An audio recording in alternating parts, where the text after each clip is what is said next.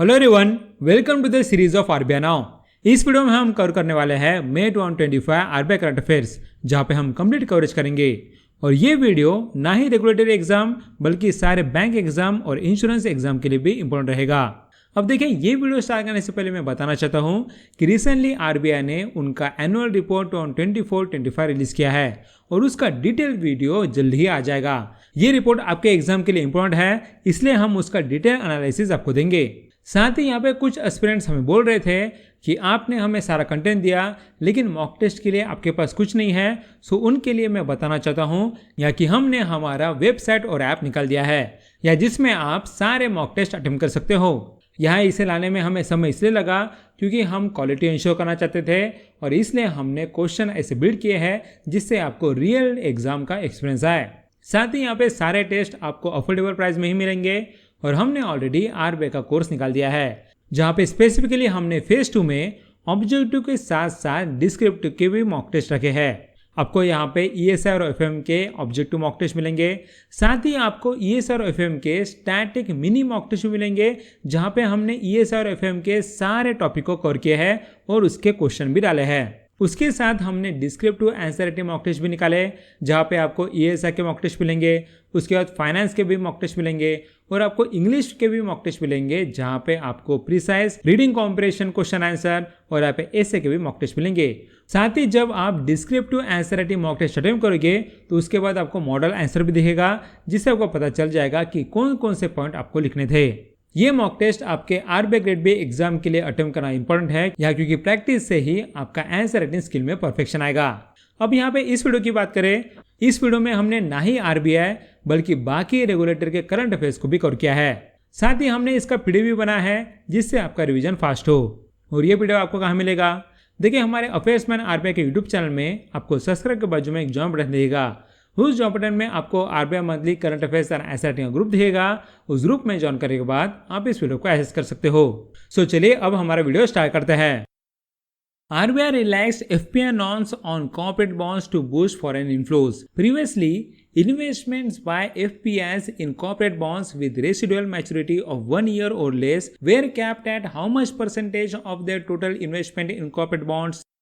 इसका आंसर बताया गया 20%। अब यहाँ पे इस करंट अफेयर में क्या बताया गया, ये समझने से पहले आपको समझना पड़ेगा कि FPI क्या है। देखिए, अगर हम इसे डिफरेंस के साथ समझे तो फिर ये हमें ज्यादा अच्छे समझेगा। यहाँ देखिए, इसमें एफडीआई और एफपीआई का डिफरेंस है। यहाँ देखिए, फॉरेन पोर्टफोलियो इन्वेस्टमेंट इस तरह का इन्वेस्टमेंट करता है जो पे इन्वेस्टमेंट का डायरेक्ट कंट्रोल या फिर मैनेजमेंट नहीं करता, लेकिन फॉरेन डायरेक्ट इन्वेस्टमेंट इस तरह के इन्वेस्टर करते हैं जो पे एसेट्स का डायरेक्ट कंट्रोल रखते हैं या फिर वो कंपनी के अफेयर्स में पार्टिसिपेट करते हैं। साथ ही यहाँ पे एफपीआई में एसेट्स या फिर प्रॉपर्टी में कोई भी कंट्रोल नहीं रहता, लेकिन उसे यहाँ पे लिक्विडिटी मिलती है, यानी कि जब वो चाहे वो शेयर्स या फिर कॉर्पोरेट बॉन्ड बेचकर कंपनी से निकल सकता है। लेकिन एफडीआई में ऐसा नहीं है। एफडीआई यहाँ पे कंपनी के साथ टाइप होता है। अगर यहाँ पे कंपनी लॉस में चली गई तो वो अपने शेयर बेच के निकल नहीं सकता, उसे यहाँ पे बहुत बड़ा लॉस होता है। इसलिए आप यहाँ पे समझ सकते हो कि एफपीआई ज्यादा सुटेबल रहता है for the average retail investor, लेकिन यहाँ पे एफडीआई ज्यादा सुटेबल रहता है for the companies, high net worth individuals या फिर इंस्टीट्यूशनल इन्वेस्टर्स।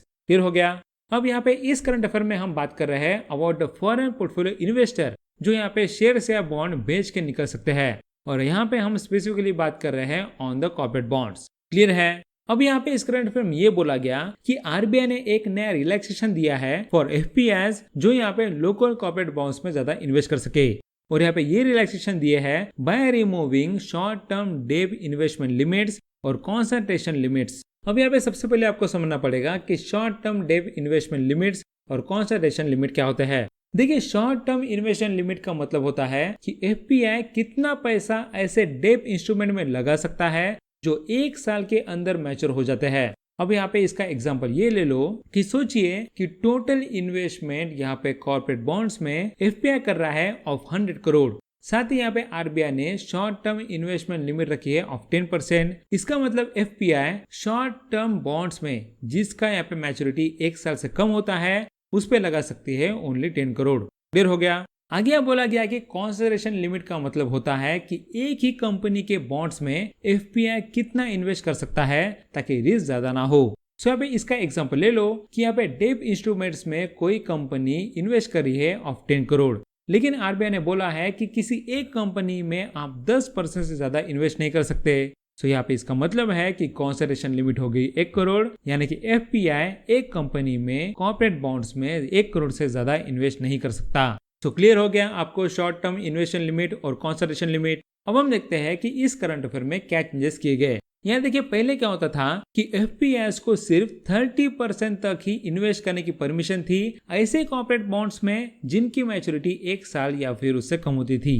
सो अगर यहाँ पे उनका टोटल इन्वेस्टमेंट 100 करोड़ था, सो फिर उन्हें यहाँ पे 1 साल के कम मैच्योरिटी के कॉर्पोरेट बॉन्ड्स में 30 करोड़ ही इन्वेस्ट करने के लिए अलाउड था। साथ ही ये limit end of the day basis पर अप्लाई होती थी, यानी कि हर दिन के एंड में उन्हें ये लिमिट मेंटेन करना पड़ता था। और यहाँ पे एक एफपीआई या फिर उससे रिलेटेड एफपीआई सिर्फ 15% तक ही इन्वेस्ट कर सकती थी एक कंपनी के लॉन्ग टर्म बॉन्ड्स में। आगे बताया गया कि बाकी एफपीआई जो रिलेटेड एफपीआई में नहीं आते उनके लिए लिमिट था 10%। अब यहाँ पे ये तो पहले के रेस्ट्रिक्शन थे, लेकिन अभी बताया गया कि ये रेस्ट्रिक्शन हटा दिए गए हैं। मतलब कि एफपीआई अब इंडिविजुअल बॉन्ड इश्यूज में ज्यादा पैसे इन्वेस्ट कर सकते हैं। साथ ही एफपीआई अब फ्रीली किसी भी मैच्योरिटी के बॉन्ड्स में इन्वेस्ट कर सकते हैं, चाहे वो 1 साल से कम हो या फिर ज्यादा हो। क्लियर हो गया आपको। अब आगे बोला गया कि ये रेस्ट्रिक्शन तो हटाए गए, लेकिन फिर भी ओवरऑल इन्वेस्टमेंट लिमिट सेम ही रहेगी। इसका मतलब सितंबर तक का लिमिट है 8.2 लाख करोड़ और यहाँ पे अक्टूबर से मार्च तक का लिमिट है 8.8 लाख करोड़, यानी कि एक एफपीआई 8.8 लाख करोड़ तक ही इन्वेस्ट कर सकता है। यहाँ तक आपको समझ आया। अब यहाँ पे इसी करंट अफेयर के रिलेटेड यहाँ पे कुछ फैक्ट्स है। यहाँ पे पिछले मंथ में भी आरबीआई ने एफपीआई के लिए इन्वेस्टमेंट लिमिट रखी थी। उसने बोला था कि यहाँ पे एफपीआई का आउटस्टैंडिंग स्टॉक का 6% वो गवर्नमेंट सिक्योरिटीज में इन्वेस्ट कर सकता है। उसके बाद आउटस्टैंडिंग स्टॉक का 2% वो यहाँ पे स्टेट डेवलपमेंट लोन्स में इन्वेस्ट कर सकता है और यहाँ पे आउटस्टैंडिंग स्टॉक का 15% वो कॉर्पोरेट बॉन्ड में इन्वेस्ट कर सकता है, लेकिन उससे ज्यादा नहीं। साथ ही यहाँ पे सेबी ने भी ये निकाला है कि उसने FPI investment threshold for granular disclosures increase किया है हियर टू 50,000 करोड़। इसका मतलब ये हुआ कि अगर किसी एफपीआई ने 50,000 करोड़ से ज्यादा इन्वेस्ट किया तो फिर उसे डिटेल में बताना पड़ेगा कि यहाँ पे उसके अंडर कौन कौन से इन्वेस्टर है या फिर कौन कौन से स्टेक होल्डर है जो यहाँ पे इन्वेस्ट कर रहे हैं। लेकिन अगर उसने 50,000 करोड़ से कम इन्वेस्ट किया तो ये सारी चीजें बताने की कोई जरूरत नहीं। क्लियर हो गया आपको। इतना था इस करंट अफेयर में। नेक्स्ट क्वेश्चन बताया गया, which regulator mandated reporting of digital lending apps via CMS portal. इसका आंसर बताया गया आरबीआई। अब यहाँ पे इस करंट अफेयर में क्या बोला गया ये समझने से पहले आप थोड़ा बैकग्राउंड समझ लो। देखिए आरबीआई के अंदर कुछ रेगुलेटरी एंटिटीज होती है जिसे आरबीआई रेगुलेट करता है, जैसे कि बैंक्स, एनबीएफसीज, पेमेंट बैंक्स वगैरह। सो वो यहाँ पे अपना लेंडिंग एप्लीकेशन से कर सकते हैं। एक तो वो लेंडिंग एप्लीकेशन उनका खुद का होता है या फिर वो थर्ड पार्टी एप्लीकेशन होते हैं जिसके साथ बैंक एग्रीमेंट करता है। यहाँ तक क्लियर हो गया। अब यहाँ पे उसके रिलेटेड ये करंट अफेयर है। यहाँ पे आरबीआई ने बोला है कि आरबीआई के डिजिटल लेंडिंग डायरेक्शन 2025 के अकॉर्डिंग सभी बैंक्स और रेगुलेटेड एंटिटीज को अपने डिजिटल लेंडिंग एप्स की डिटेल्स आरबीआई के CIMS पोर्टल पर रिपोर्ट करनी होगी और ये रिपोर्टिंग आरबीआई के centralise information management system portal के थ्रू की जाएगी। नेक्स्ट स्टेप बोला गया कि आरबीआई ने क्लियर किया है कि अब डिजिटल लेंडिंग एप्स की लिस्ट एक वेब पोर्टल पर अवेलेबल होगी सिर्फ लिमिटेड पर्पस के लिए। और यहाँ पे इससे क्या होगा, देखिए जो भी कस्टमर्स होते हैं वो यहाँ पे प्ले स्टोर से डिजिटल लेंडिंग ऐप इंस्टॉल करते हैं, उन्हें पता होना चाहिए कि क्या वो डिजिटल लेंडिंग ऐप फ्रॉड है या फिर वो सही है, राइट। सो वो उन्हें पता चलेगा इस पोर्टल से। वो यहाँ पे जाके चेक करेंगे कि वो डिजिटल लेंडिंग ऐप किस किस रेगुलेटेड एंटिटी से जुड़ा हुआ है। अगर यहाँ पे वो कस्टमर उसी रेगुलेटेड एंटिटी से जुड़ा है तो फिर उसके लिए वो डिजिटल लेंडिंग ऐप सेफ है। आगे बोला गया कि ये लिस्ट रेगुलेटेड एंटिटीज द्वारा CIMS पोर्टल पर सबमिट की गई डाटा के बेसिस पर बनाएगी, वो भी बिना आरबीआई के अलग से वेरीफाई किए। और जैसे ही नए डाटा सबमिट होते हैं लिस्ट ऑटोमेटिकली अपडेट हो जाएगी। अब यहाँ पे आगे बताया गया कि लेंडिंग सर्विस प्रोवाइडर्स के लिए रेगुलेटेड एंटिटीज पे क्या ऑब्लिगेशन लगाए गए। देखिए यहाँ बोला गया है कि रेगुलेटेड एंटिटीज को लेंडिंग सर्विस प्रोवाइडर्स के साथ एग्रीमेंट करने से पहले उनकी टेक्निकल कैपेबिलिटी चेक करनी पड़ेगी। यानी कि अगर यहाँ पे 1 करोड़ कस्टमर आ गए तो क्या वो लेंडिंग सर्विस प्रोवाइडर उन सब को हैंडल कर पाएगा। साथ ही यहाँ पे रेगुलेटेड एंटिटी को लेंडिंग सर्विस प्रोवाइडर के डाटा प्राइवेसी पॉलिसी और यहाँ पे डाटा स्टोरेज सिस्टम की स्ट्रेंथ भी इवोल्यूट करनी होगी। और अगर कोई lending service provider multiple regulated entity के साथ काम करता है तो फिर उससे बोरोवर के रिक्वेस्ट के हिसाब से या सभी लोन ऑफर्स का digital view the digital lending application पर दिखाना होगा। इसका मतलब अगर कोई लेंडिंग सर्विस प्रोवाइडर SBI और HDFC बैंक से लिंक्ड है और वो अगर किसी कस्टमर को बस यहाँ पे SBI के लोन ऑफर्स दिखा रहा है, मतलब कि वो लेंडिंग सर्विस प्रोवाइडर SBI को प्रेफरेंस दे रहा है, ये नहीं होना चाहिए। सबको यहाँ पे बराबरी का हिस्सा मिलना चाहिए। इसलिए यहाँ पे जब बोरोवर रिक्वेस्ट करता है तो फिर उसे सारे लोन ऑफर्स दिखने चाहिए। क्लियर हो गया? इतना था इस करंट अफेयर में। नेक्स्ट क्वेश्चन बताया गया, RBI recognizes FIMDA as SRO for financial markets. To qualify for recognition, an SRO must have a minimum net worth of rupees how much crore? इसका आंसर बताया गया 10 करोड़। अब यहाँ पे इस करंट अफेयर को समझने से पहले आप थोड़ा बैकग्राउंड समझ लो। देखिए यहाँ पे कुछ रेगुलेटर होते हैं जैसे कि RBI, SEBI, FSCA, नाबार्ड या फिर RDA, और यहाँ पे कुछ रेगुलेटेड एंटिटीज होती है जैसे कि banks, NBFCs, mutual funds, primary dealers, insurance companies वगैरह। अब देखो रेगुलेटर्स को इन सारे रेगुलेटेड एंटिटीज को रेगुलेट करना बहुत मुश्किल होता है या फिर वो एफिशिएंटली वो रेगुलेट नहीं कर पाते। इसलिए यहाँ पे बीच में आते हैं सेल्फ रेगुलेटरी ऑर्गेनाइजेशन। देखिए सेल्फ रेगुलेटरी ऑर्गेनाइजेशन यहाँ पे रेगुलेटर्स के थ्रू रेगुलेटेड होते हैं, लेकिन वो रेगुलेट करते हैं रेगुलेटेड एंटिटीज को। इसे यहाँ पे RBI का काम में हो जाता है और यहाँ पे SRO के पास कुछ पावर होती है जिससे वो यहाँ पे रेगुलेटेड एंटिटीज को रेगुलेट कर सकता है। क्लियर हो गया? अब यहाँ पे इस करंट अफेयर में क्या बोला गया हम वो देखते हैं। देखिए 2025 में RBI ने fixed income money market and derivatives association को सेल्फ रेगुलेटरी ऑर्गेनाइजेशन के रूप में रिकॉग्नाइज किया। साथ ही इस रिकॉग्निशन के बाद fixed income money market and derivatives association के पास अपने मेंबर से कंडक्ट को रेगुलेट करने का ज्यादा अथॉरिटी आ गया और अब यहाँ पे FIMDA फाइनेंशियल मार्केट के अंडर फेयर प्रैक्टिसेस को एनफोर्स कर सकता है। अब यहाँ पे ये करंट अफेयर आपको समझ गया, लेकिन यहाँ पे सेल्फ रेगुलेटरी ऑर्गेनाइजेशन को रिकॉग्नाइज करने का जो फ्रेमवर्क है वो RBI ने कब लाया? देखिए यहाँ बोला गया कि अगस्त 2024 में RBI ने SRO रिकॉग्निशन के लिए एक ऑफिशियल फ्रेमवर्क लॉन्च किया था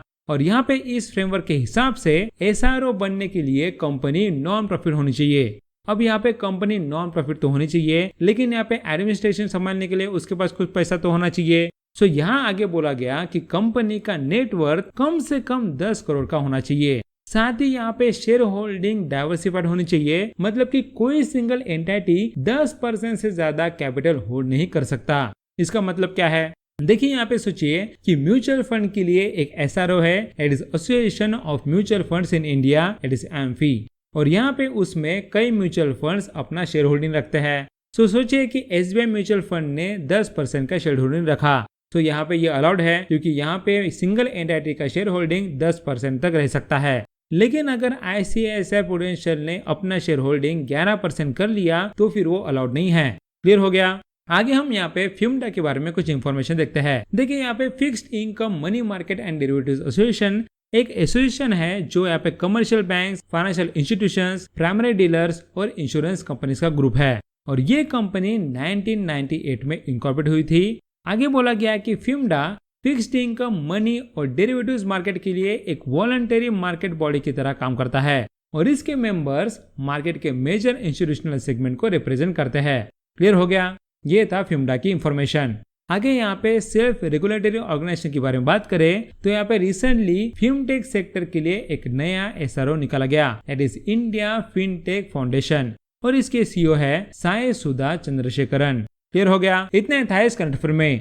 नेक्स्ट क्वेश्चन बताया गया, the public sector banks post record rupees 1.78 trillion profit in financial 25 with the growth of how much percentage?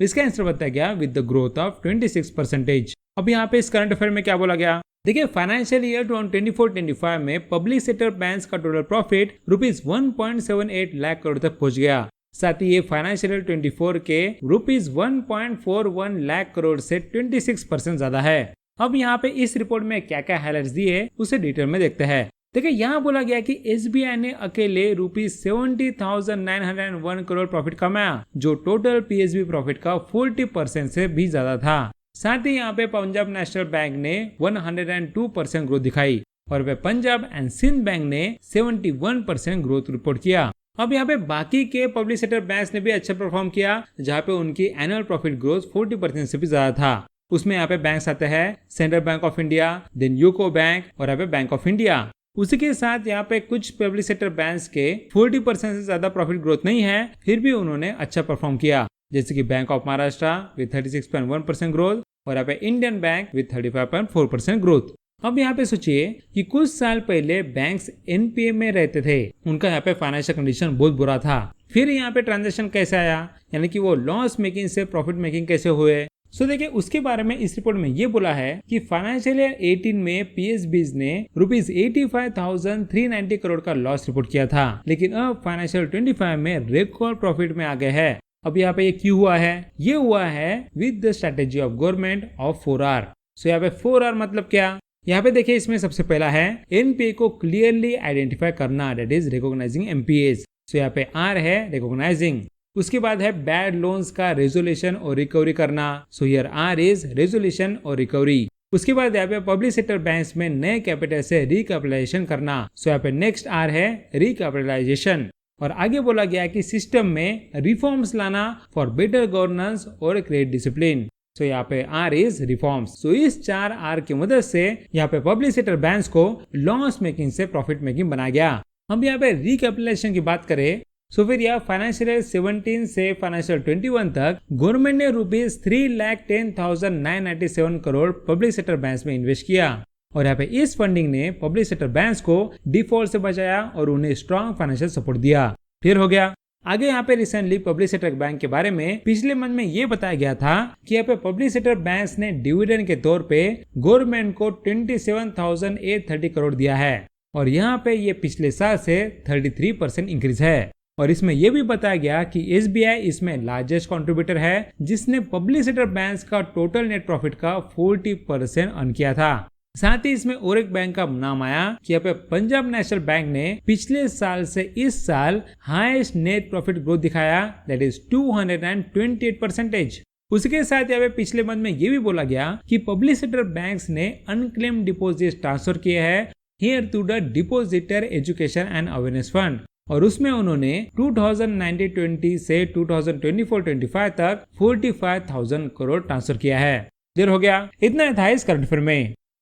Next question बताया गया, the department of economic affairs amended which rule of the securities contracts regulation rules 1957 which clarifies that any investments made by member that is broker will not be considered a business activity।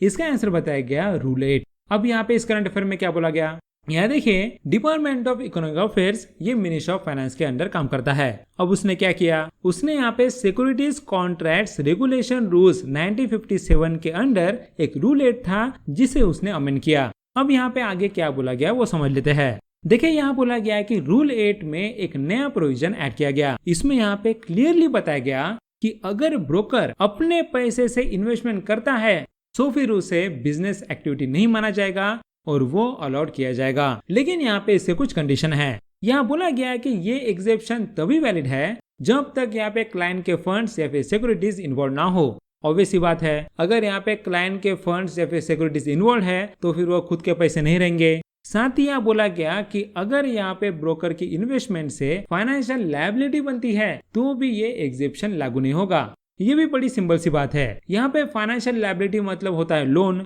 सो अगर यहाँ पे loan आ रहा है तो फिर वो broker का खुद का पैसा नहीं है तो ये एग्जेप्शन भी वैलिड नहीं होगा, राइट। लेकिन आपको समझना पड़ेगा कि इसके पहले रूल 8 में क्या होता था। देखिए रूल 8 में ब्रोकर्स को सिर्फ यहाँ पे सिक्योरिटीज या कमोडिटी डेरिवेटिव्स के बिजनेस में प्रिंसिपल या एम्प्लॉय बनने से रोकता था। अब यहाँ पे अगर ब्रोकर प्रिंसिपल या एम्प्लॉय नहीं बन सकता था तो क्या बन सकता था। सो यहाँ बोला गया है कि ब्रोकर्स को एजेंट या फिर ब्रोकर के रूप में दूसरे बिजनेस में काम करने की इजाजत थी, लेकिन वो कब तक, जब तक उससे फाइनेंशियल लायबिलिटी ना बने। सो अगर यहाँ पे फाइनेंशियल लायबिलिटी बनी तो वो भी इसमें नहीं होगा। ऑब्वियस सी बात है कि अगर आप ब्रोकर या फिर एजेंट का काम कर रहे हो तो आप पे फाइनेंशियल लायबिलिटी नहीं आनी चाहिए, राइट। सो ये यहाँ पे पहला रूल था। लेकिन यहाँ बताया गया कि नए अमेंडमेंट से ब्रोकर्स को अपने फंड का यूज करना आसान हो गया। अभी उन्हें कोई भी रेस्ट्रिक्शन नहीं है। आगे बताया गया कि अब ब्रोकर्स अपने पैसे से एसेट खरीद सकते हैं या दूसरे काम के लिए भी यूज कर सकते हैं। ये प्रोसेस पहले टाइम कंज्यूमिंग थी, लेकिन अभी प्रोसेस बड़ी सिंपल हो गई है। क्लियर हो गया? इतना था इस करंट अफेयर में। नेक्स्ट क्वेश्चन बताया गया, As per RBI data, outward remittances under LRS declined by how much percentage to USD 29.56 billion in financial year 2025? इसका आंसर बताया गया 6.85%। अब यहाँ पे इस करंट अफेयर में क्या बोला गया, देखिए आरबीआई ने मई 2025 में आउटवर्ड रेमिटेंसेस का लेटेस्ट डाटा रिलीज किया जो यहाँ पे लिबरलाइज रेमिटेंस स्कीम के अंडर आते हैं। और यहाँ पे फाइनेंशियल ईयर 2024-25 में आउटवर्ड रेमिटेंसेस 6.85% गिर के यहाँ USD 29.56 बिलियन हो गए, जबकि फाइनेंशियल ईयर 24 में ये USD 31.74 बिलियन थे। अब यहाँ पे फाइनेंशियल 25 के रेमिटेंसेस में डिक्लाइन क्यों है, देखिए यहाँ बोला गया कि उसके रीजन है ग्लोबल अनसर्टेनिटी, डोमेस्टिक इनकम का स्टैग्नेंट रहना और पिछले साल का हाई बेस इफेक्ट। आगे यहाँ पे आरबीआई ने मंथली डाटा भी दिया है। यहाँ बोला गया कि मार्च 2025 में outward remittances 10.65% year on year बढ़कर USD 2.55 बिलियन तक पहुंच गए। साथ ही ये जो मंथली ग्रोथ है उसका रीजन है इंटरनेशनल ट्रैवल का इंक्रीज होना। साथ ही यहाँ पे आरबीआई ने बताया कि फाइनेंशियल 25 में किन किन कंपोनेंट्स को डिक्लाइन हुआ। देखिए यहाँ बोला गया कि फाइनेंशियल 25 में कुछ कैटेगरीज में गिरावट देखी गई, जैसे कि यहाँ पे स्टडीज अब्रोड के लिए रेमिटेंसेस 18.77% ईयर ऑन ईयर घट गए। साथ ही यहाँ पे मेडिकल ट्रीटमेंट के लिए रेमिटेंसेस 56.30% तक गिर गए। अब यहाँ पे फाइनेंशियल 25 के लिए क्या क्या फाइंडिंग्स है वो देखते हैं। यहाँ देखिए सबसे पहली बात यहाँ बोली गई कि ओवरऑल गिरावट का main reason education related remittances में 16% का ड्रॉप था। और यहाँ पे इंटरनेशनल ट्रैवल रेमिटेंसेस जो टोटल का 60% हिस्सा है वो सिर्फ 0.25% गिरे। आगे बताया गया कि यहाँ पे लास्ट 4 साल में ट्रैवल रेमिटेंसेस 144% बढ़े हैं और यहाँ पे ओवरसीज इक्विटी और डेट में इन्वेस्टमेंट या 12.51% से बढ़ा। साथ ही बताया गया कि बाहर प्रॉपर्टी खरीदने के रेमिटेंसेस 33.11% ईयर ऑन ईयर बढ़ी और यहाँ पे क्लोज रिलेटिव्स के मेंटेनेंस के लिए रेमिटेंसेस 19.28% घट गए। साथ ही यहाँ पे ओवरसीज एजुकेशन के लिए रेमिटेंसेस 16.09% घट गए। अब यहाँ पे ये LRS that is liberalise remittance scheme क्या है, देखिए यहाँ बोला गया कि लिबरलाइज रेमिटेंस स्कीम को आरबीआई ने फरवरी 2004 में स्टार्ट किया था, यहाँ तक कि ओवरसीज रेमिटेंस प्रोसेस सिंपल बन सके। आगे बताया गया कि इस स्कीम के अंडर कोई भी रेसिडेंट इंडिविजुअल्स जहाँ पे माइनर भी आते हैं वो हर फाइनेंशियल ईयर में USD 2.5 लाख तक भेज सकते हैं हियर फॉर अलॉट करंट या कैपिटल अकाउंट ट्रांजैक्शंस। और बोला है कि फरवरी 2025 के यूनियन बजट में यहाँ टैक्स कलेक्टेड एट सोर्स की लिमिट LRS ट्रांजैक्शंस पर ₹7 लाख से बढ़कर ₹10 लाख कर दी गई। क्लियर हो गया। अब यहाँ पे आउटवर्ड रेमिटेंसेस बात करें तो आरबीआई ने एक डाटा दिखाया था ऑफ अप्रैल टू फरवरी। वहां पे उसने बोला था कि LRS के अंडर आउटवर्ड रेमिटेंसेस में 8.2% गिरावट थी। क्लियर हो गया, इतना था इस करंट अफेयर में। नेक्स्ट क्वेश्चन बताया गया, RBI establishes how many member payments regulatory board headed by RBI governor to oversee payment systems in India. इसका आंसर बताया गया 6 मेंबर्स। अब यहाँ पे इस करंट अफेयर में क्या बोला गया, देखिए आरबीआई ने ऑफिशियली एक नया बोर्ड बनाया है जिसका नाम है पेमेंट्स रेगुलेटरी बोर्ड और बोला है कि इसके होंगे 6 मेंबर्स। आगे बोला गया कि ये नया बोर्ड अब पहले वाला board for regulation and supervision of payment and settlement system की जगह लेगा। अब हम देखते हैं कि इस नए बोर्ड में कौन कौन रहेंगे। तो क्या बोला गया है कि इसके चेयरपर्सन रहेंगे आरबीआई के governor that is Sanjay Malhotra. साथ ही यहाँ पे पेमेंट एंड सेटलमेंट सिस्टम के जो यहाँ पे डेप्यूटी गवर्नर है जो अभी है टी रविशंकर, वो भी इसके मेंबर है। उसके बाद बताया गया कि आरबीआई के सेंट्रल बोर्ड का एक नॉमिनेटेड ऑफिसर भी मेंबर होगा। देन यहाँ पे पहली बार इस बोर्ड में सेंट्रल गवर्नमेंट के 3 नॉमिनेट्स को भी इंक्लूड किया जाएगा। और अब बोला है कि आरबीआई के principal legal adviser Unni Krishnan A भी इसके परमानेंट इन्वाइटी भी होंगे। लेकिन आगे बताया गया कि जरूरत पड़ने पर हम यहाँ पे पेमेंट सिस्टम्स, आईटी या फिर लॉ फील्ड के डोमेन एक्सपर्ट्स को भी परमानेंट इन्वाइटी बना सकते हैं। उसे बोला गया कि गवर्नर, डेप्यूटी गवर्नर और RBI nominate official x official members होते हैं, मतलब कि उनकी जो पोस्ट होती है उनके हिसाब से उन्हें इस बोर्ड में जगह मिलती है। आगे यहाँ बोला गया कि पीआरबी को हर साल में कम से कम 2 बार मीटिंग करनी होगी और अगर जरूरत पड़े तो उससे ज्यादा भी सेशन हो सकते हैं। अब यहाँ पे इसके पहले का जो बोर्ड था और ये जो नया बोर्ड बनाया गया उसके बीच के कंपैरिजन को समझो। देखिए यहाँ बोला गया कि पहले जो बोर्ड था उसका नाम था BPSS,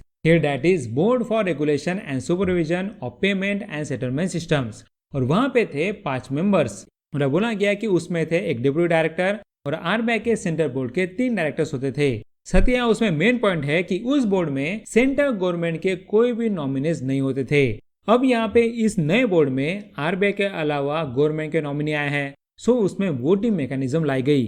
बोला गया कि पेमेंट रेगुलेटरी बोर्ड में हर मेंबर के पास एक वोट होता है और अब डिसीजन मेजोरिटी वोट से ही लिया जाता है। जो मेंबर्स प्रेजेंट होते हैं उनके ही बेसिस पर, जो मेंबर्स नहीं होते उनका वोट नहीं लिया जाएगा। आगे बोला गया कि अगर वोट में टाई होता है तो चेयरपर्सन यानी कि आरबीआई गवर्नर के पास एक एक्स्ट्रा कास्टिंग वोट होता है, और अगर आरबीआई गवर्नर नहीं होते तो फिर deputy governor casting vote use कर सकते हैं। अब यहाँ पे आगे ये वोट निकालने की हिस्ट्री समझो। देखिए यहाँ बोला गया कि 2018 में एक इंटर मिनिस्ट्रियल कमेटी बनी थी, यहाँ जिसका लीड इकोनॉमिक अफेयर्स सेक्रेटरी ने किया था, और इस कमेटी ने सजेस्ट किया था कि हमने एक इंडिपेंडेंट पेमेंट सेक्रेटरी बोर्ड बनाना चाहिए जो आरबीआई से अलग हो। अब यहाँ पे आरबीआई से अलग आप पेमेंट रेगुलेटरी बोर्ड बना रहे हो जो कि यहाँ पे आरबीआई का फंक्शन है, तो आरबीआई गुस्सा तो होगा ही। सो आरबीआई ने इस सजेशन के अगेंस्ट एक डिसेंट नोट इशू किया। साथ ही आरबीआई ने कहा कि अब पीआरबी आरबीआई के ही अंदर होना चाहिए और उसका चेयरपर्सन आरबीआई के गवर्नर होने चाहिए, जिससे वो सिस्टम स्मूथली चले। और इतना ही नहीं, आरबीआई ने ये भी सजेशन दिया था कि अगर यहाँ पे मेजोरिटी गवर्नमेंट नॉमिनीज रहेंगे तो फिर फाइनेंस बिल के प्रिंसिपल्स के अगेंस्ट हो जाएगा। सो यहाँ पे इस तरह के लंबे डिस्कशन के बाद पीआरबी रेगुलेशन 2025 फाइनल किया गया, और अभी यहाँ पे इस पीआरबी में आरबीआई और गवर्नमेंट दोनों को बैलेंस रिप्रेजेंटेशन मिला। देर हो गया, इतना था इस करंट अफेयर में।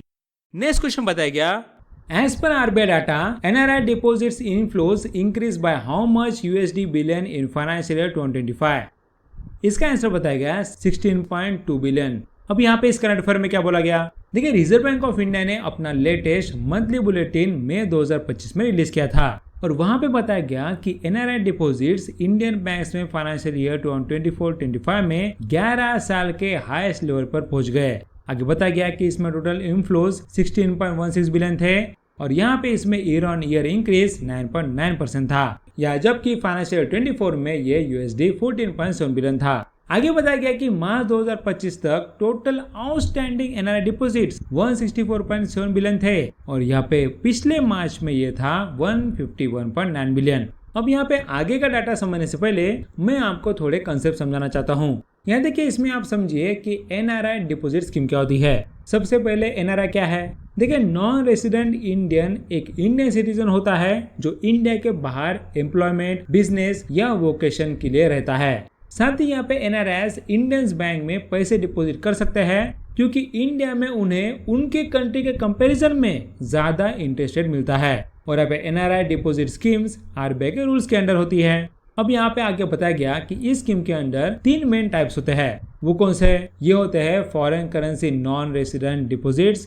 उसके बाद नॉन रेसिडेंट एक्सटर्नल रुपी अकाउंट्स, और यहाँ पे नॉन रेसिडेंट ऑर्डिनरी अकाउंट्स। अब हम यहाँ पे एक एक करके इन स्कीम को देखते हैं। यहाँ सबसे पहले foreign currency non resident deposits. यह बोला गया कि एनआरआईज या पर्सन ऑफ इंडियन ओरिजिन अपने पैसे यहाँ रख सकते हैं, और ये अकाउंट फॉरेन करेंसी में ही होते हैं जो आरबीआई अलाउ करता है। याद रखिए, ये एक ही अकाउंट है जहाँ पे बस आपको फॉरेन करेंसी रखना है। साथ ही यहाँ पे आगे बताया गया कि ये अकाउंट टर्म डिपॉजिट होते हैं, ये यहाँ पे सेविंग अकाउंट नहीं होते। साथ ही ये अकाउंट्स फुल्ली रिपैट्रिएबल होते हैं। इसका मतलब जो भी प्रिंसिपल आप रखते हो और जो भी इंटरेस्ट आप अर्न करते हो वो दोनों आप अब्रॉड ट्रांसफर कर सकते हो, उस पर कोई भी रेस्ट्रिक्शन नहीं। आगे बताया गया कि करेंसी रिस्क डिपॉजिटर को नहीं होता, यानी बैंक ये पूरा रिस्क उठाता है, और अब प्रिंसिपल और इंटरेस्ट पर इंडिया में कोई टैक्स भी नहीं लगता, इसलिए यहाँ पे ये डिपॉजिट बहुत फेमस होते हैं। नेक्स्ट है नॉन रेसिडेंट एक्सटर्नल रुपी अकाउंट। यहाँ पे रुपी बोला है, सो ये इंडियन रुपी में ही होते हैं, और यहाँ बोला गया कि इसमें सेविंग्स, करंट, रिकरिंग या फिक्स डिपॉजिट भी होते हैं। साथ ही बताया गया कि फंड सिर्फ यहाँ पे फॉरेन इनकम से ही आने चाहिए। इंडिया का जो इनकम है वो आप इस अकाउंट में नहीं रख सकते, और यहाँ पे ये अकाउंट फुली रिपैट्रिएबल भी होते हैं, यानी कि जो भी पैसा इसमें आप अर्न करते हो वो आप अब्रॉड ले जा सकते हो। साथ ही यहाँ पे इंटरेस्ट और प्रिंसिपल दोनों इंडिया में इनकम टैक्स से एग्जेम्प्ट होते हैं। क्लियर हो गया। नेक्स्ट होता है नॉन रेसिडेंट ऑर्डिनरी अकाउंट। ये यहाँ पे इंडिया में कमाई हुई इनकम मैनेज करने के लिए होते हैं, जैसे कि रेंट, पेंशन, इंटरेस्ट, डिविडेंड्स या एसेट की सेल। और यहाँ पे ये अकाउंट्स इंडियन रुपीस या फिर परमिटेड फॉरेन करेंसी से फंड हो सकते हैं, लेकिन जो विड्रॉल होता है वो आपको इंडियन रुपीस में ही करना होगा। और आगे बोला गया कि ये अकाउंट्स फ्रीली रिपैट्रिएबल नहीं होते, याद रखें, ये एक अकाउंट है जो फ्रीली रिपैट्रिएबल नहीं है। अब यहाँ पे इस अकाउंट से हम कितना निकाल सकते हैं? सब बोला गया कि इसमें कुछ कंडीशन और लिमिट्स होते हैं। हियर फॉर एग्जांपल, एक फाइनेंशियल ईयर में आपको $1 मिलियन तक ही निकालना पड़ेगा। और बोला गया कि इंटरेस्ट इनकम इंडिया में अप्लीकेबल टैक्स लॉ के हिसाब से टैक्सेबल होती है। साथ ही यहाँ पे एनआरओ अकाउंट से मिलने वाला इंटरेस्ट 30% टैक्स रेट से होता है, which is under Indian income tax act. यहाँ तक क्लियर हो गया आपको कंसेप्ट? अब हम देखते हैं कि इस रिपोर्ट में इन डिपॉजिट का इनफ्लोज के बारे में क्या हाइलाइट्स दिए गए। यहाँ बोला गया कि सबसे पहले foreign currency non resident deposit, इसमें यहाँ पे इनफ्लोज 11% से बड़े हैं, जो हुए हैं $7.1 बिलियन, और अभी पिछले साल वो थे 6.3 बिलियन। अब यहाँ पे इस डिपॉजिट का इतना ग्रोथ क्यों है? इसके यहाँ पे दो रीजन है। एक तो यहाँ पे इंडियन बैंक्स इसके लिए कॉम्पेरेटिव इंटरेस्ट देते हैं, साथ ही यहाँ पे फॉरेन करेंसी जो आप डिपॉजिट करते हो उसके कंपैरिजन में इंडियन रुपी भी डिप्रेशिएट होती है, जिसकी वजह से रिटर्न्स और ज्यादा बढ़ता है। और अभी मार्च 2025 तक आउटस्टैंडिंग डिपॉजिट्स 32.8 बिलियन थे। नेक्स्ट यहाँ पे बात करते हैं about non resident external rupee accounts. बोला गया है कि इस साल यहाँ पे आया है $4.7 बिलियन, और अभी पिछले साल आए थे $4.2 बिलियन, और मार्च 2025 तक इसका आउटस्टैंडिंग डिपॉजिट्स $100.7 बिलियन है। नेक्स्ट है नॉन रेसिडेंट ऑर्डिनरी अकाउंट्स। बोला गया कि इसमें इस साल इनफ्लो था 4.4 बिलियन और पिछले साल था 4.2 बिलियन। साथ ही मार्च 2025 तक आउटस्टैंडिंग डिपॉजिट्स 31.1 बिलियन थे। क्लियर हो गया? इतना था इस कंट्री में। अब यहाँ पे एनआरआई की बात हुई है तो यहाँ बताया गया कि एनपीसीआई ने बैन किया है international UPI transaction using QR share and पे। इसका मतलब एप्स जैसे कि व्हाट्सएप से जो आप क्यूआर शेयर करते हो, सो उसके बेसिस पे आप यूपीआई ट्रांजैक्शन नहीं कर सकते। लेकिन अगर आप कोई मर्चेंट लोकेशन पे जाते हो सो वहां पे आप लाइव या फिर इन पर्सन स्कैनिंग कर सकते हो। क्लियर हो गया? इतना था इस कंट्री में। नेक्स्ट क्वेश्चन बताया गया, RBI central board approved record surplus transfer of rupees how much trillion to government of India for financial 25। इसका आंसर बताया गया 2.69 ट्रिलियन। अब यहाँ पे इस करंट अफेयर में क्या बोला गया ये समझने से पहले आपको समझना पड़ेगा कि यहाँ पे RBI के पास प्रॉफिट आता कैसे है। देखिए, RBI एक तो नॉन प्रॉफिट इंस्टीट्यूशन है, सो फिर ये प्रॉफिट कहाँ से जनरेट करता है ये समझना बहुत जरूरी है। देखिए, सबसे पहला उसका सोर्स है प्रिंटिंग करेंसी। देखिए, सोचिए कि अगर RBI ने 500 रुपए का करेंसी प्रिंट किया तो उसकी फेस वैल्यू ऑब्वियसली हो जाती है 500, क्योंकि आप उसकी मदद से 500 रुपए के गुड्स खरीद सकते हो। लेकिन उसकी प्रिंटिंग कॉस्ट कितनी होती है? उसकी प्रिंटिंग कॉस्ट आसपास 5 रुपए तक होती है। ये मैं आपको मैक्सिमम बता रहा हूँ। इसका मतलब इसका प्रॉफिट होता है 495 रुपीज। क्लियर हो गया? सो यहाँ पे 500 रुपए के नोट पे उन्हें 495 का प्रॉफिट होता है। इसके लिए यहाँ पे एक टर्म भी है विच इज द सिग्नेचरेज। उसके बाद यहाँ पे और क्या क्या सोर्सेज है? देखिए, इसमें आता है मनी लेन टू बैंक्स, यानी कि यहाँ पे बैंक को लोन देना और उनसे इंटरेस्ट कमाना। उसके बाद RBI गवर्नमेंट बॉन्ड्स भी खरीदता है। इसका मतलब वो गवर्नमेंट को पैसा लेन करता है और यहाँ उनसे इंटरेस्ट कमाता है। नेक्स्ट यहाँ पे और एक बहुत बड़ा सोर्स है जो आपको समझना पड़ेगा। देखिए, RBI यहाँ पे US बॉन्ड जैसे फॉरेन एसेट भी खरीदता है, यानी को बेसिकली डॉलर में इन्वेस्ट कर रहा है, या फिर वो डायरेक्टली डॉलर को बाय भी कर सकता है। सोचिए, अगर यहाँ पे RBI ने डॉलर को बाय किया या फिर US बॉन्ड जैसे एसेट में इन्वेस्ट किया तो वो उसे होल्ड करता है, और जब भी उनकी प्राइस बढ़ जाती है तो फिर उसे सेल कर देता है। साथ ही आप ये भी समझो कि रूपी कंटिन्यूसली डिप्रिशिएट होते रहता है, यहाँ जिसकी वजह से डॉलर की प्राइस बढ़ती ही जाती है। अब यहाँ पे आपको समझ गया कि RBI कैसे पैसे कमाता है। साथ ही आप समझो कि RBI एक अच्छा मनी मैनेजर भी है, क्योंकि वो जो पैसा कमाता है उसका कुछ अमाउंट वो यहाँ पे सेफली अलग से रखता है, यहाँ जिसे जब अनएक्सपेक्टेड सिचुएशन आती है तो वो उसे यूज कर सकता है। उसमें यहाँ पे दो चीजें आती है, एक यहाँ पे कंटिजेंसी रिस्क बफर और एक है यहाँ पे कंटिजेंसी फंड। अब हम देखते हैं कि ये दोनों क्या है। सबसे पहला कंटिजेंसी रिस्क बफर, ये एक तरह के RBI का प्रॉफिट का परसेंटेज ही होता है, जो एक तरह का सेफ्टी बफर होता है अगेंस्ट द रिस्क, जैसे कि NPS, asset value decline, staff cost या फिर इकोनॉमिक शॉक्स। उसकी तरह एक होता है कंटिजेंसी फंड, लेकिन ये मीट करता है अनएक्सपेक्टेड या फिर इमरजेंसी एक्सपेंडिचर्स जो हमने पहले सोचे नहीं थे या फिर उसे बजट नहीं किया था। क्लियर हो गया आपको ये सारे कंसेप्ट? अब हम आगे देखते हैं कि इस करंट अफेयर में क्या बोला गया। देखिए, यहाँ बोला गया कि 615th meeting of the central board of directors of RBI हुआ था, और यहाँ पे इस मीटिंग के चेयरमैन थे RBI गवर्नर संजय मल्होत्रा। साथ ही इस बोर्ड ने ये बोला कि हम यहाँ पे 2,69,590 करोड़ का सरप्लस गवर्नमेंट ऑफ इंडिया को इस साल ट्रांसफर करने वाले हैं और ये अमाउंट फाइनेंशियल ईयर 24 के 2.11 ट्रिलियन से 27% ज्यादा है। अब यहाँ पे इस साल इतना ज्यादा सरप्लस क्यों आया? देखिए, इसका मेन रीजन है फॉरेन एक्सचेंज ऑपरेशन, जहाँ पे हमें स्ट्रॉन्ग अर्निंग आई। यह बोला गया कि फाइनेंशियल 25 में आरबीआई ने USD 399 बिलियन के डॉलर बेचे, जो यहाँ पे फाइनेंशियल 24 के USD 153 बिलियन से डबल था। और यहाँ पे फाइनेंशियल 25 का पे आउट जो ₹2.69 ट्रिलियन है, वो यहाँ पे गवर्नमेंट के बजट एस्टिमेट ₹2.56 ट्रिलियन से थोड़ा ज्यादा था। इसका मतलब गवर्नमेंट ने पहले ही एस्टिमेट किया था कि उतना सरप्लस हमें आने वाला है। अब आगे हम बात करते हैं about the contingency risk buffer. अब वो हमने कितना रखा? देखिए, यहाँ बोला गया कि कंटिजेंसी रिस्क बफर 7.5% तक बढ़ा गया। साथ ही ये यहाँ पे अपर लिमिट है इस न्यूली रिवाइज बैंड का, वो मैं आपको आगे बताऊंगा। लेकिन आपको समझना पड़ेगा कि ये डिसीजन हमने रिवाइज इकोनॉमिक कैपिटल फ्रेमवर्क के बेस पर लिया है। अब आगे ये भी समझो कि इसका लीगल फ्रेमवर्क भी है, यानी कि जो हम सरप्लस दे रहे हैं वो हमने ट्रांसफर किया है according to the section 47 of the RBI act 1934। अब यहाँ पे सेंट्रल बोर्ड मीटिंग में क्या की पॉइंट्स है वो हम देखते हैं। यहाँ इसमें सबसे पहले बोला गया कि फाइनेंशियल 25 का surplus transfer revise economic capital framework के हिसाब से कैलकुलेट किया गया और ये रिवाइज इकोनॉमिक कैपिटल फ्रेमवर्क 15 मई 2025 को सेंट्रल बोर्ड ने अप्रूव किया था। अब यहाँ पे जो सरप्लस हम ट्रांसफर कर रहे हैं उसकी मदद गवर्नमेंट को फिस्कल डेफिसिट में भी होती है, जहाँ पे वो लगभग 20 बेसिस पॉइंट कम करेगा फ्रॉम 4.4% ऑफ GDP। साथ ही यहाँ पे रिवाइज इकोनॉमिक कैपिटल फ्रेमवर्क के अंडर ये बफर का रेंज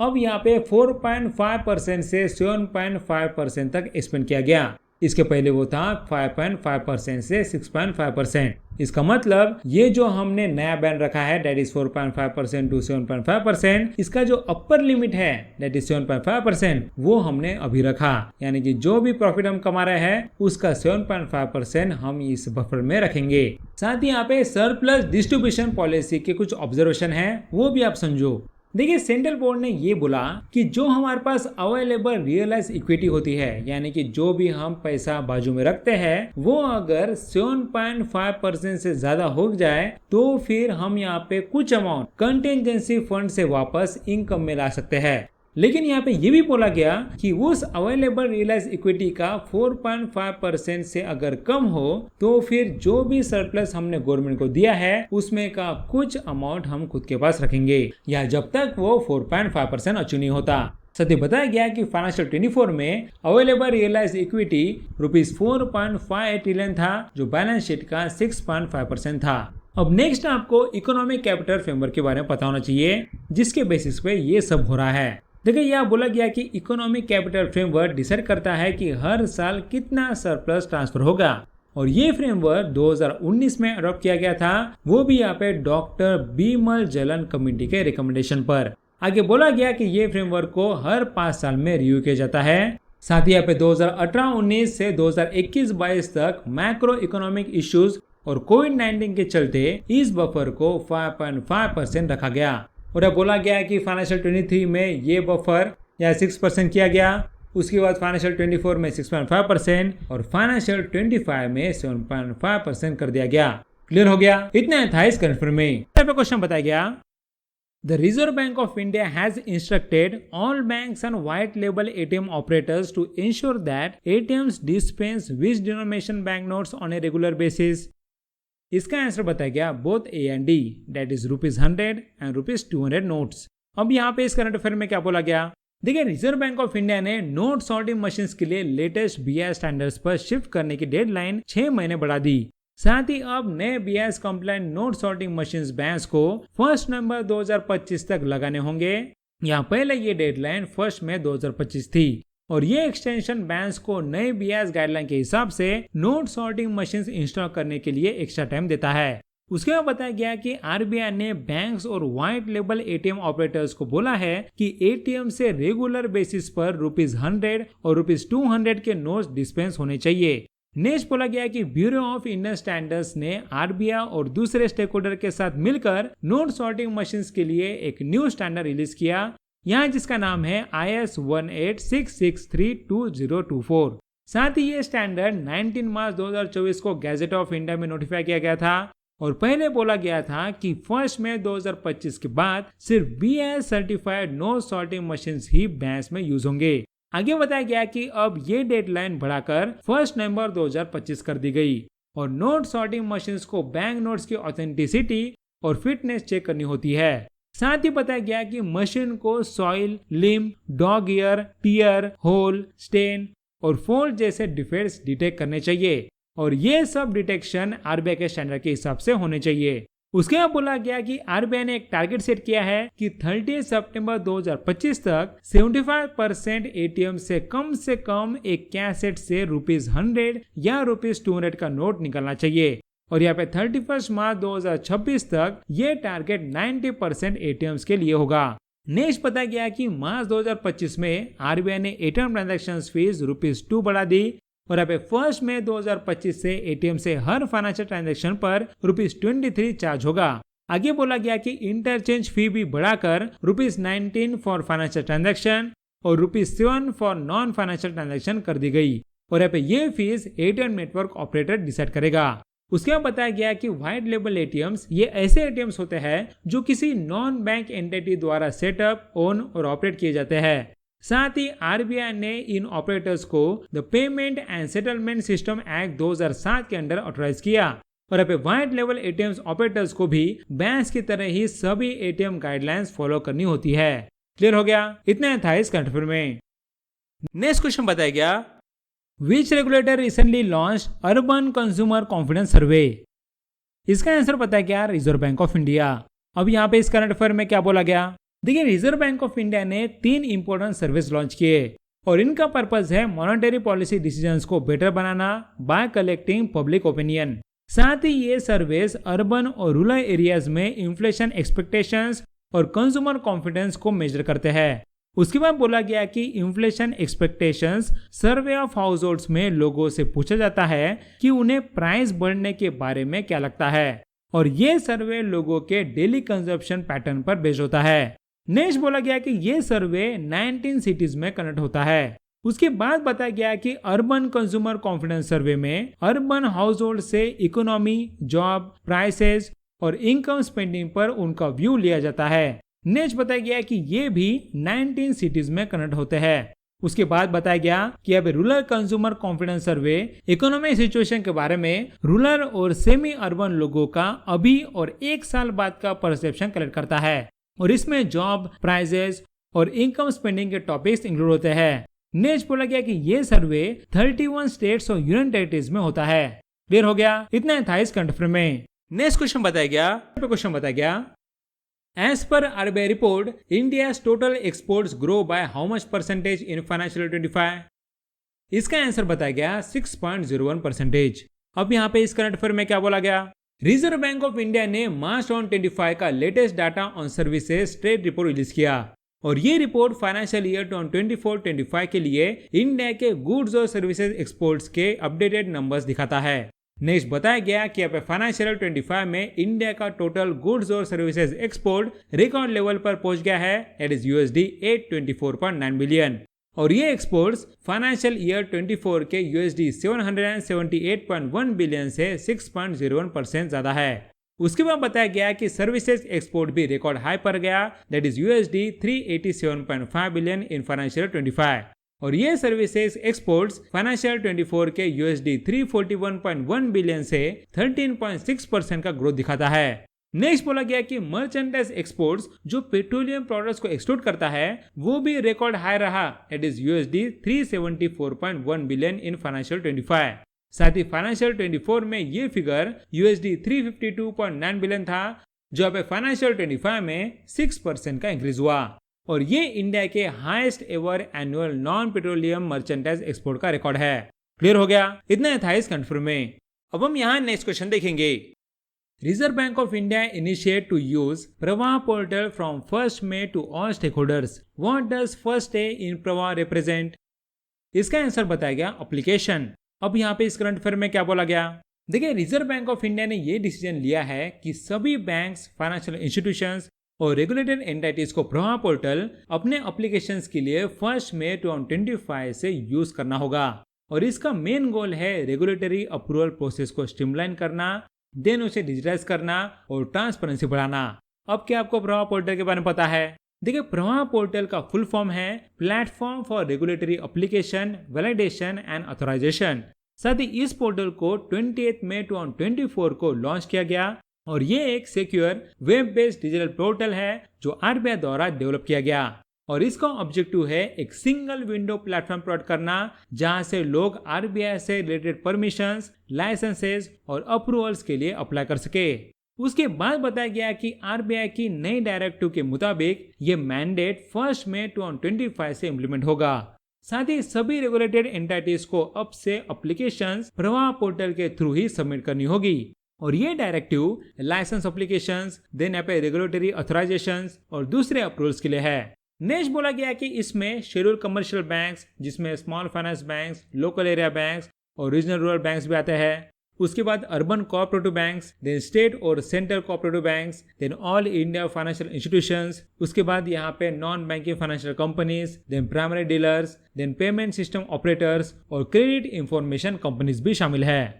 नेक्स्ट अब हम यहाँ इस पोर्टल के कुछ फीचर देखते हैं। देखिए, यहाँ बोला गया कि पोर्टल पर यूजर मैनुअल, FAQs और वीडियो ट्यूटोरियल्स अवेलेबल है जिससे नेविगेशन आसान हो। नेक्स्ट इस पोर्टल पर एप्लीकेशन ट्रैकिंग फैसिलिटी भी है। साथ ही अब तक लगभग 4000 एप्लीकेशंस प्रोसेस हो चुकी है और इसका एम है मैनुअल सबमिशन को रिड्यूस करना, देन ट्रांसपेरेंसी एनहांस करना और अप्रूवल प्रोसेस को स्पीड अप करना। क्लियर हो गया? इतना ही था इस कंट्रोल में। SEBI has made it mandatory to use the electronic book platform for all private placement debt issues of how much crore or above? इसका आंसर बताया गया 20 करोड़ और अबव। अब यहाँ पे इस करंट अफेयर को समझने से पहले आप थोड़ा बैकग्राउंड समझ लो। यह देखिए, आईपीओ की प्रोसेस तो आपको पता है। यहाँ कंपनी कुछ शेयर्स सेल करती है हेयर इन आईपीओ, लेकिन उसके लिए कंपनी को डॉक्यूमेंटेशन करना पड़ता है। लेकिन उसके अल्टरनेट एक उसके पास ऑप्शन होता है कि वो बिना ज्यादा डॉक्यूमेंटेशन करे लोगों को या बाकी कंपनीज को यहाँ पे शेयर्स बेच सकती है। सो उसे हम बोलते हैं प्राइवेट प्लेसमेंट। यहाँ तक क्लियर हो गया? साथ ही यहाँ पे और एक कंसेप्ट आप जान लो कि कुछ समय यहाँ पे रिजर्वेशन होता है। फॉर एग्जाम्पल, अगर कंपनी 100 शेयर्स बेचना चाहती है तो वो बस 70 शेयर्स बेचेगी और यहाँ पे 30 शेयर्स अपने पास रिजर्व रख सकती है। सो क्लियर हो गया आपको दोनों concept, that is private placement और रिजर्वेशन। अब यहाँ इस करंट अफेयर में क्या बोला गया वो हम देखते हैं। देखिए, यहाँ पे सेबी ने मैंडेट दिया है कि यहाँ पे 20 करोड़ या उससे ज्यादा के सभी प्राइवेट प्लेसमेंट डेप इश्यूज के लिए अब यहाँ पे इलेक्ट्रॉनिक बुक प्लेटफॉर्म का यूज कंपलसरी होगा। और इसका एम क्या है? यहाँ देखिए, इसका एम है कि प्राइवेट डेप मार्केट में ट्रांसपेरेंसी बढ़े और फंड रेजिंग प्रोसेस इजी हो। अब यहाँ पे इसके पहले क्या फ्रेमवर्क था? देखिए, अभी हम कर रहे हैं 20 करोड़ का, लेकिन इसके पहले बोला गया कि ये रूल पहले सिर्फ 50 करोड़ या उससे ज्यादा के प्राइवेट प्लेसमेंट डेप इश्यूज पर अप्लाई होता था। साथ ही जो फ्रेमवर्क है that is of electronic book platform, ये एक्सटेंड किया है to the REITs and InvITs. So यह बोला गया कि अब सेबी ने ये rule real estate investment trust और यहाँ पे इंफ्रास्ट्रक्चर इन्वेस्टमेंट ट्रस्ट पर भी एक्सटेंड कर दिया। और पहले ये एंटिटीज इस रूल में कवर नहीं थे, पर अब यहाँ पे नई फ्रेमवर्क में ये इंक्लूड हो गए। साथ ही अभी हमने बस 20 करोड़ या उससे ज्यादा की अमाउंट की बात की, लेकिन बाकी के लिए ये वॉलंटरी है। यहाँ आगे बताया गया कि अब securitised debt instruments, then security receipts, then commercial papers और अब सर्टिफिकेट ऑफ डिपॉजिट्स के प्राइवेट प्लेसमेंट के लिए इलेक्ट्रॉनिक बुक प्लेटफॉर्म का यूज वॉलंटरी है। साथ ही यहाँ पे रियल एस्टेट इन्वेस्टमेंट ट्रस्ट और यहाँ पे इंफ्रास्ट्रक्चर इन्वेस्टमेंट ट्रस्ट के यूनिट्स के प्राइवेट प्लेसमेंट के लिए भी इलेक्ट्रॉनिक बुक प्लेटफॉर्म का यूज ऑप्शनल है। अब आगे यहाँ पे रिजर्वेशन और रेटिंग क्राइटेरिया के बारे में बताया गया। यहाँ बोला गया कि नए रूल्स के अकॉर्डिंग अगर इंस्ट्रूमेंट की रेटिंग AAA या AAA से AA- के बीच है तो यहाँ पे इश्यूअर्स मैक्सिमम 30% इशू रिजर्व कर सकते हैं। साथ ही अगर A+ या A- रेटेड इंस्ट्रूमेंट्स के लिए मैक्सिमम 40% रिजर्व किया जा सकता है और यहाँ पे लो रेटेड इंस्ट्रूमेंट्स के लिए मैक्सिमम 50% रिजर्व अलाउड है। अब आगे यहाँ पे एंकर इन्वेस्टर के लिए कुछ रूल्स निकाले गए। अब ये एंकर इन्वेस्टर्स क्या है? देखिए, anchor investor major institutional investor होते हैं जो पे large amount of money invest करते हैं किसी कंपनी में, लेकिन वो IPO के बिल्कुल पहले करते हैं। अब यहाँ पे इस करंट अफेयर में क्या बोला गया? देखिए, यहाँ बताया गया कि एंकर इन्वेस्टर्स को अब इलेक्ट्रॉनिक तरीके से इशू से कम एक दिन पहले अपना पार्टिसिपेशन कंफर्म करना मैंडेटरी है। यानी कि यहाँ बोला गया कि यहाँ पे एंकर इन्वेस्टर IPO से पहले इन्वेस्ट तो कर सकते हैं, लेकिन आप एटलीस्ट एक दिन पहले तो बताओ। और जो पोर्शन एंकर इन्वेस्टर कंफर्म नहीं करते वो जनरल इशू में शिफ्ट कर दिया जाएगा। क्लियर हो गया? इतना था इस करंट अफेयर में। नेक्स्ट क्वेश्चन बताया गया, the department of economic affairs amended which rule of the securities contracts regulation rules 1957 which clarifies that any investments made by a member that is broker will not be considered a business activity। इसका answer बताया गया rule 8। अब यहाँ पे इस current affair में क्या बोला गया, यहाँ देखिए डिपार्टमेंट ऑफ इकोनॉमिक अफेयर्स ये मिनिस्ट्री ऑफ फाइनेंस के अंडर काम करता है। अब उसने क्या किया, उसने यहाँ पे सिक्योरिटीज कॉन्ट्रैक्ट्स रेगुलेशन रूल्स 1957 के अंडर एक रूल 8 था जिसे उसने अमेंड किया। अब यहाँ पे आगे क्या बोला गया वो समझ लेते हैं। देखिए यहाँ बोला गया है कि रूल 8 में एक नया प्रोविजन ऐड किया गया। इसमें यहाँ पे क्लियरली बताया गया कि अगर ब्रोकर अपने पैसे से इन्वेस्टमेंट करता है तो फिर उसे बिजनेस एक्टिविटी नहीं माना जाएगा और वो अलाउड किया जाएगा। लेकिन यहाँ पे इससे कुछ कंडीशन है। यहाँ बोला गया है कि ये एग्जेप्शन तभी वैलिड है जब तक यहाँ पे क्लाइंट के फंड्स या फिर सिक्योरिटीज इन्वॉल्व ना हो। ऑब्वियस बात है, अगर यहाँ पे क्लाइंट के फंड्स या फिर सिक्योरिटीज इन्वॉल्व है तो फिर वो खुद के पैसे नहीं रहेंगे। साथ ही यहाँ बोला गया कि अगर यहाँ पे ब्रोकर की इन्वेस्टमेंट से फाइनेंशियल लायबिलिटी बनती है तो भी ये एग्जेप्शन लागू नहीं होगा। ये भी बड़ी सिंपल सी बात है। यहाँ पे फाइनेंशियल लायबिलिटी मतलब होता है लोन। सो अगर यहाँ पे लोन आ रहा है तो फिर वो ब्रोकर का खुद का पैसा नहीं है तो ये एग्जेप्शन भी वैलिड नहीं होगा, राइट। लेकिन आपको समझना पड़ेगा कि इसके पहले रूल 8 में क्या होता था। देखिए रूल 8 में ब्रोकर्स को सिर्फ यहाँ पे सिक्योरिटीज या कमोडिटी डेरिवेटिव्स के बिजनेस में प्रिंसिपल या एम्प्लॉय बनने से रोकता था। अब यहाँ पे अगर ब्रोकर प्रिंसिपल या एम्प्लॉय नहीं बन सकता था तो क्या बन सकता था। सो यह बोला गया कि ब्रोकर्स को एजेंट या फिर ब्रोकर के रूप में दूसरे बिजनेस में काम करने की इजाजत थी, लेकिन वो कब तक, जब तक उससे फाइनेंशियल लायबिलिटी ना बने। सो अगर यहाँ पे फाइनेंशियल लायबिलिटी बनी तो वो भी इसमें नहीं होगा। ऑब्वियस सी बात है कि अगर आप ब्रोकर या फिर एजेंट का काम कर रहे हो तो आप पे फाइनेंशियल लायबिलिटी नहीं आनी चाहिए, राइट। सो ये यहाँ पे पहला रूल था। लेकिन यहाँ बताया गया कि नए अमेंडमेंट से ब्रोकर्स को अपने फंड का यूज करना आसान हो गया। अभी उन्हें कोई भी रेस्ट्रिक्शन नहीं है। आगे बताया गया कि अब ब्रोकर्स अपने पैसे से एसेट खरीद सकते हैं या दूसरे काम के लिए भी यूज कर सकते हैं। ये प्रोसेस पहले टाइम कंज्यूमिंग थी लेकिन अभी प्रोसेस बड़ी सिंपल हो गई है। क्लियर हो गया? इतना था इस करंट अफेयर में। नेक्स्ट क्वेश्चन बताया गया, SEBI extended deadline for offshore derivative instruments compliance to November 17, 2025. As per revised ODI framework, disclosure is mandatory if their equity ODI positions exceed how much percentage exposure to a single Indian corporate group. इसका answer बताया गया 50% exposure. अब यहाँ पे इस current affair को समझने से पहले आप थोड़ा कंसेप्ट समझ लो। यहाँ देखिए हमारे इंडियन मार्केट में सेबी रजिस्टर इंडियन कंपनीज होती है और जिसके शेयर्स होते हैं, बॉन्ड्स होते हैं या उस तरह के अलग अलग फाइनेंशियल इंस्ट्रूमेंट्स होते हैं। अब देखिए अगर यहाँ पे कोई फॉरेन कंट्री नेशनल्स है और उन्हें अगर इंडिया के रजिस्टर कंपनीज को बाय करना है तो फिर उन्हें सेबी का रजिस्ट्रेशन लेना पड़ेगा जो बड़ा टाइम कंज्यूमिंग होता है। सो वो क्या करते हैं कि एक यहाँ पे फॉरेन पोर्टफोलियो इन्वेस्टर होता है जो ऑलरेडी सेबी रजिस्टर होता है। सो ये फॉरेन कंट्री नेशनल्स उस फॉरेन पोर्टफोलियो इन्वेस्टर को पैसे देते हैं और उनके बिहाफ में फॉरेन पोर्टफोलियो इन्वेस्टर्स इंडिया के रजिस्टर कंपनीज के शेयर्स, बॉन्ड या फिर फाइनेंशियल इंस्ट्रूमेंट्स बाय करता है। अब यहाँ पे सोचो कि फॉरेन पोर्टफोलियो इन्वेस्टर ने ये शेयर तो बाय किए लेकिन ये शेयर वो खुद के पास रखेगा और यहाँ पे उसके बेसिस पे एक डेरिवेटिव बनाएगा जिसे हम बोलते हैं ऑफशोर डेरिवेटिव इंस्ट्रूमेंट्स, और वो इंस्ट्रूमेंट्स वो फॉरेन कंट्री नेशनल को देगा जिन्होंने उसके लिए पैसे दिए हैं। क्लियर हो गया आपको ये कंसेप्ट? तो ये होता है ऑफशोर डेरिवेटिव इंस्ट्रूमेंट्स। अब उसी के बेसिस पे ये सारा करंट अफेयर है। अब देखिए सबसे पहले यह बताया है कि ऑफशोर डेरिवेटिव इंस्ट्रूमेंट्स और एफपीआई क्या है। सो बोला गया है कि offshore derivative instruments register FPI issue करते हैं और ये ओडीआईज ओवरसीज इन्वेस्टर्स को बिना डायरेक्ट सेबी रजिस्ट्रेशन के इंडियन सिक्योरिटीज में इन्वेस्ट करने का मौका देते हैं। आगे यहाँ पे एफपीआई क्या है, यहाँ पे देखिए एफपीआई है फॉरेन पोर्टफोलियो इन्वेस्टर्स जो यहाँ पे सेबी के साथ रजिस्टर्ड है और यहाँ पे एफपीआई फॉरेन इंडिविजुअल्स या इंस्टीट्यूशंस के लिए स्टॉक्स, बॉन्ड्स या फिर दूसरे सिक्योरिटीज में इन्वेस्ट करते हैं। यहाँ तक क्लियर हो गया आपको कंसेप्ट? आई होप इसमें कोई डाउट नहीं है। अब देखिए इस करंट अफेयर में क्या बोला गया। देखिए सेबी ने अपने revised offshore derivative instruments framework के कंप्लायंस डेडलाइन को एक्सटेंड कर दिया। अब यहाँ पे नया डेडलाइन क्या है? नया डेडलाइन है 17 नवंबर 2025, जो यहाँ पे पहले था 17 मई 2025। साथ ही आपको बताना चाहिए कि ये जो नॉर्म्स थे वो यहाँ पे इंट्रोड्यूस किए गए थे दिसंबर 2024 को।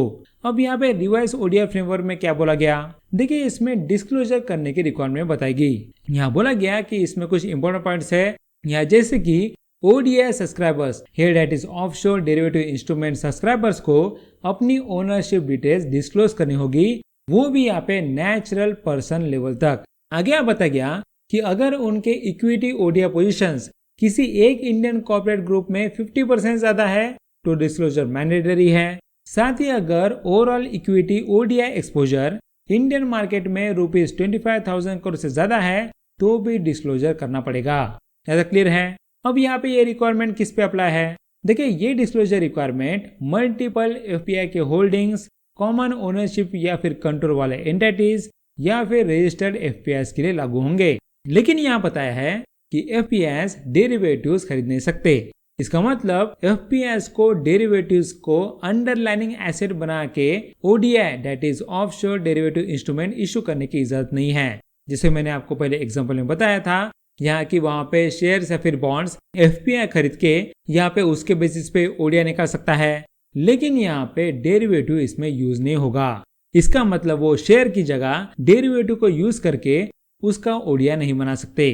साथ ही बोला गया कि डेरिवेटिव्स को ओडीआई पोजीशन को हेज करने के लिए भी यूज नहीं किया जा सकता।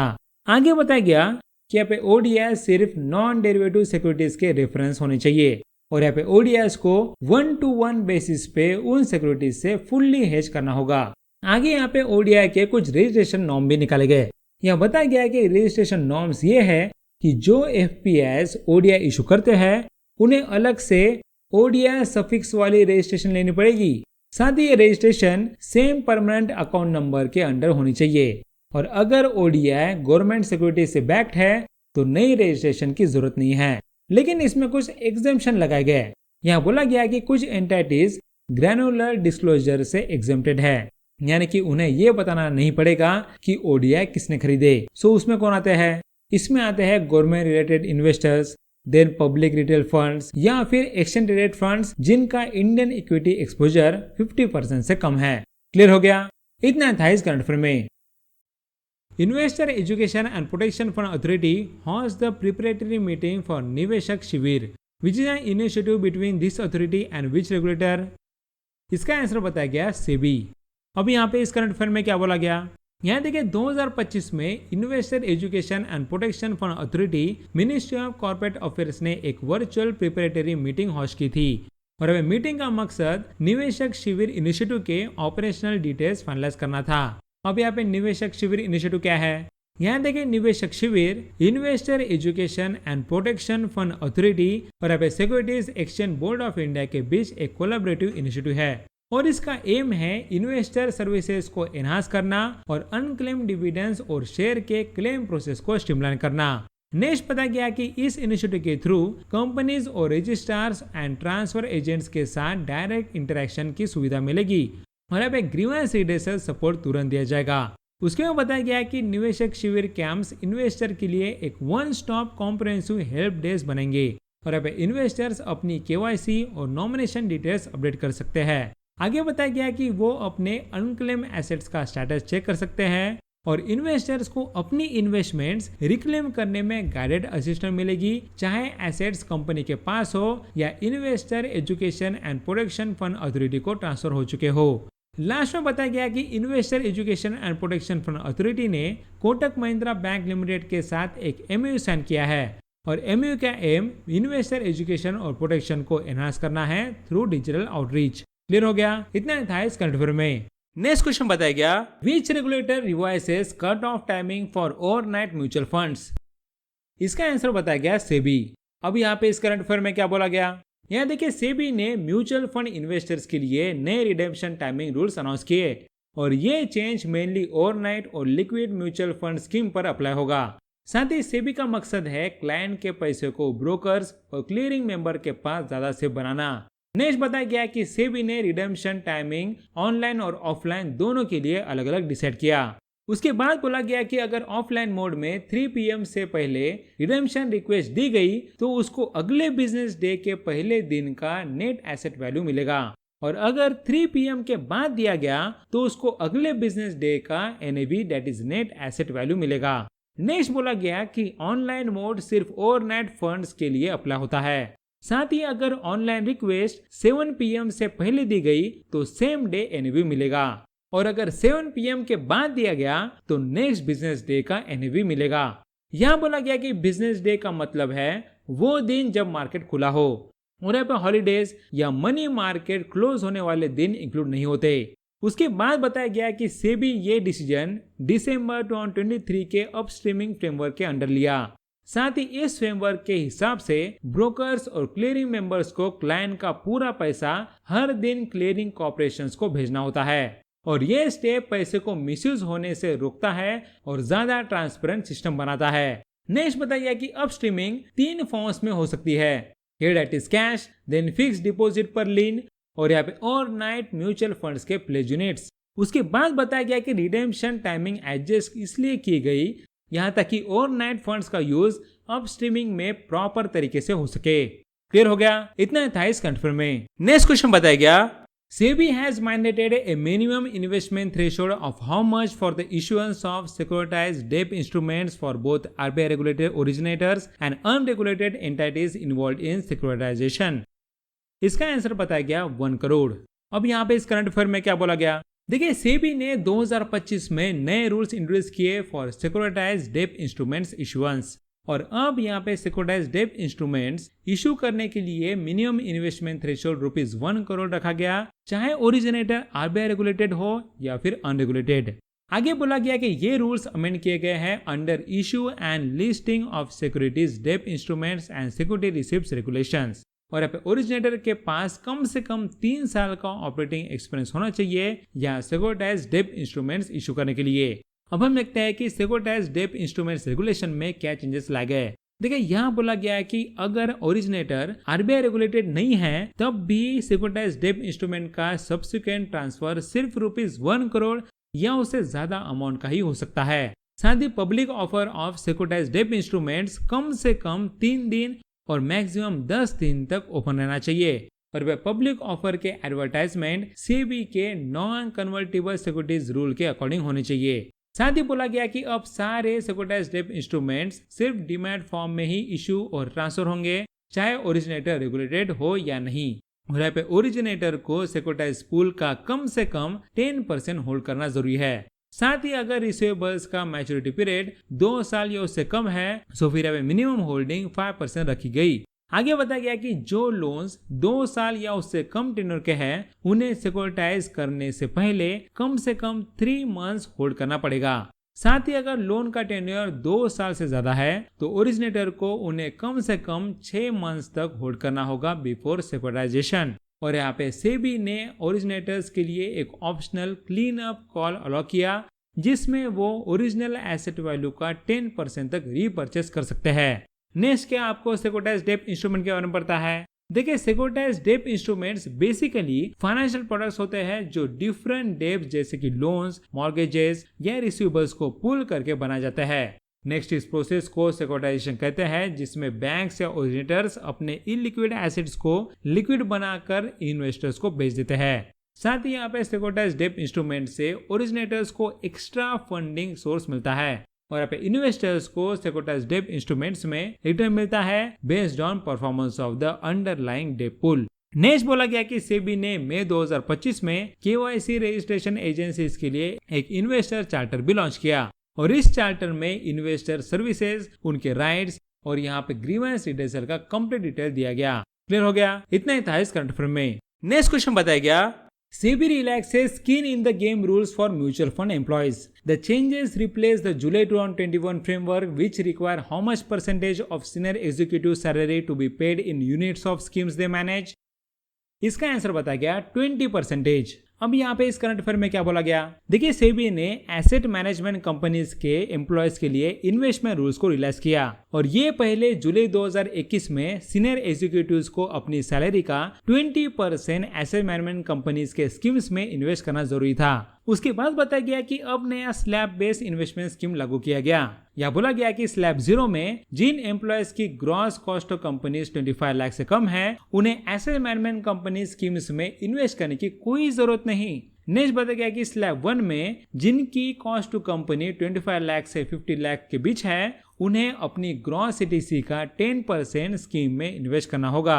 और अगर एम्प्लॉय स्टॉक ओनरशिप प्लान्स को एक्सक्लूड किया जाए तो यहाँ पे इन्वेस्टमेंट रिक्वायरमेंट 12.5% हो जाता है। उसके बाद बताया गया कि स्लैब 2 में जिनकी सीटीसी 50 लाख से 1 करोड़ के बीच है, उन्हें 14% इन्वेस्ट करना होगा। साथ ही एम्प्लॉय स्टॉक ओनरशिप प्लान्स को एक्सक्लूड करने पर यह परसेंटेज 17.5% हो जाता है। नेक्स्ट बोला गया कि स्लैब 3 में जिनकी सीटीसी 1 करोड़ से ऊपर है, उन्हें 18% इन्वेस्ट करना होगा और employ stock ownership plans exclude करने पर यह रिक्वायरमेंट 22.5% हो जाती है। उसके बाद बताया गया कि एम्प्लॉयज को 2 कैटेगरीज में डिवाइड किया गया। इसमें पहला कैटेगरी ए में आते हैं CEOs, then chief information officers, then fund managers और यहाँ पे की इन्वेस्टमेंट स्टाफ। और बोला है कि इन्हें अपनी सीटीसी के हिसाब से स्लैब सिस्टम फॉलो करना होता है। उसके बाद बताया गया कि कैटेगरी बी में वो एम्प्लॉयज आते हैं जो सीईओ को डायरेक्टली रिपोर्ट करते हैं या नॉन इन्वेस्टमेंट डिपार्टमेंट्स के हेड होते हैं। और बोला गया कि कैटेगरी बी के एम्प्लॉय सिर्फ स्लैब 0 या फिर स्लैब 1 के रूल्स फॉलो करेंगे, चाहे उनकी सीटीसी कितनी भी हो। नेक्स्ट बोला गया कि जो employees liquid fund scheme manage करते हैं, उन्हें सिर्फ स्लैब 1 के रूल्स फॉलो करने हैं, चाहे उनकी सीटीसी ज्यादा हो। उसके बाद बोला गया कि रिटायरमेंट पर अगर एम्प्लॉय अपनी सुपर एनुएशन एज पर रिटायर करता है तो लॉक इन पीरियड वेव हो जाता है और ये वेवर क्लोज एंड स्कीम पर लागू नहीं होता। नेक्स्ट बताया गया कि जो लोग अर्ली रिटायर या फिर रिजाइन करते हैं, उनके लिए लॉक इन पीरियड कम कर दिया गया और यहाँ पे उनका लॉक इन पीरियड 1 साल के बाद खत्म हो जाएगा या असली 3 साल का लॉक इन पूरा होने पर, जो भी यहाँ पहले हो। अब यहाँ पे कुछ ट्रांसपेरेंसी मेजर भी लिए गए, यानी कि हमें पता तो होना चाहिए कि यहाँ पे कितना स्किन इन द गेम है। सो यहाँ पे एएमसीज को अब ये डिस्क्लोज करना होगा कि यहाँ पे डेजिग्नेटेड एम्प्लॉयज ने कितना कंपनसेशन स्कीम यूनिट्स में इन्वेस्ट किया। साथ ही ये डिस्क्लोजर स्टॉक एक्सचेंज वेबसाइट्स पर करना होगा और ये 15 दिन के अंदर हर फाइनेंशियल क्वार्टर के एंड के बाद करना जरूरी है।